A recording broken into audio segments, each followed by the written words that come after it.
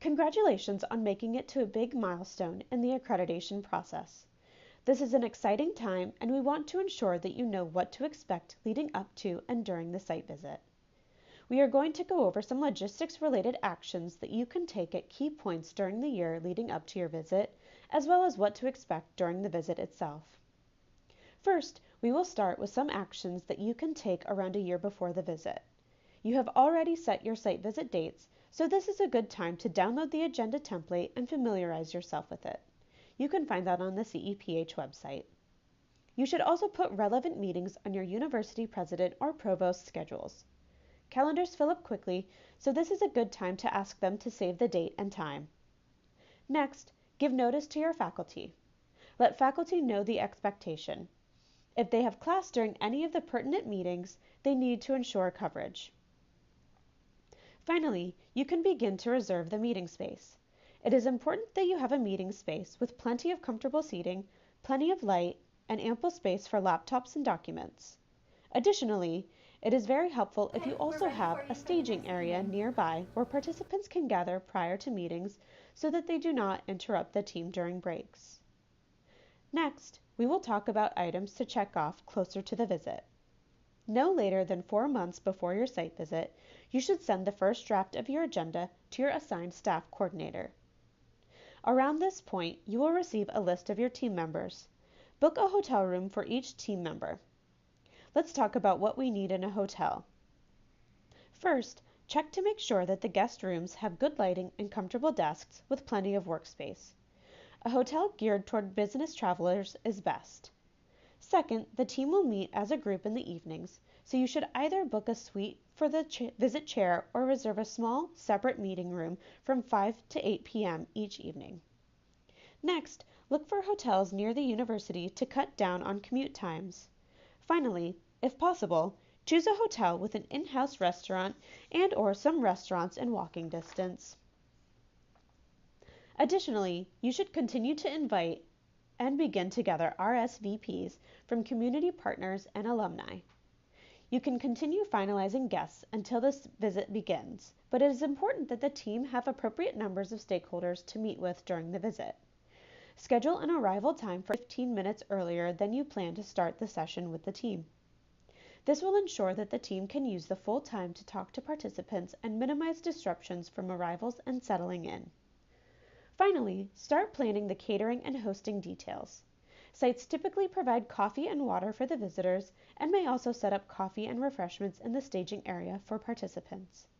Arrange the working lunches as noted on the agenda. Boxed lunches or a buffet works best, never plated or served lunches.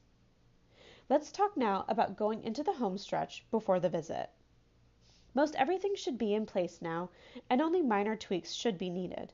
As you send your final self-study and agenda to the team members, you will also want to do final confirmations for your attendees, particularly community partners, alumni, and students. Are participants informed and prepared on what to expect? Make sure that attendees have the agenda. The team will stick to a strict timeline, starting and ending all meetings on time. This is also the time to arrange and finalize tech needs. Teams must have access to power outlets and Wi-Fi for the full time they are on campus. If you need to gain permission for guests to log into the Wi-Fi network, initiate that process. It's often helpful to arrange to have tech staff handy and/or on call before each day of meetings begins. You've made it to the site visit. These will be very busy days, so we want to give you a few tips and let you know what to expect so that the days go by smoothly. The evening before the site visit, the team will arrive and begin their executive sessions. Unless otherwise noted, teams will find their own way to the hotel from the airport.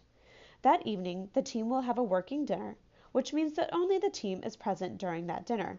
This goes for all dinners during the site visit. Prepare a final agenda to provide to the team that reflects any final tweaks. When the team arrives, the agenda must be accurate in terms of attendees.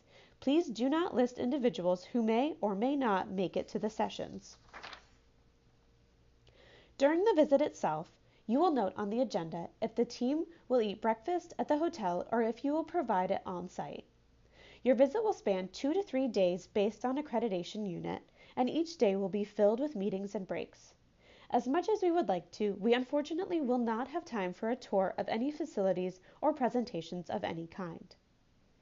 Breaks are an essential part of the visit. Be sure to provide breaks after each session in 15-minute increments. The team will need time to use the restroom, refill beverages, and gather their thoughts.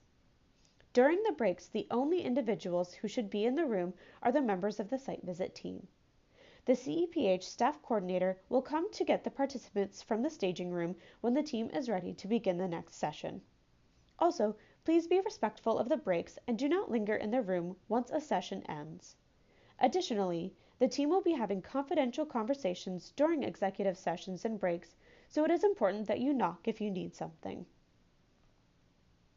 After the meetings with leaders, the team will go into executive session until the exit briefing. They will have a working lunch during this time. The visit will conclude with an exit briefing. The exit briefing is a unique part of the site visit as it is simply a reporting out, not a time for discussion. After the exit briefing, ensure that the team has transportation to the airport. Typically, calling a taxi or a rideshare app is the easiest. We look forward to working with you and wish you a pleasant accreditation journey.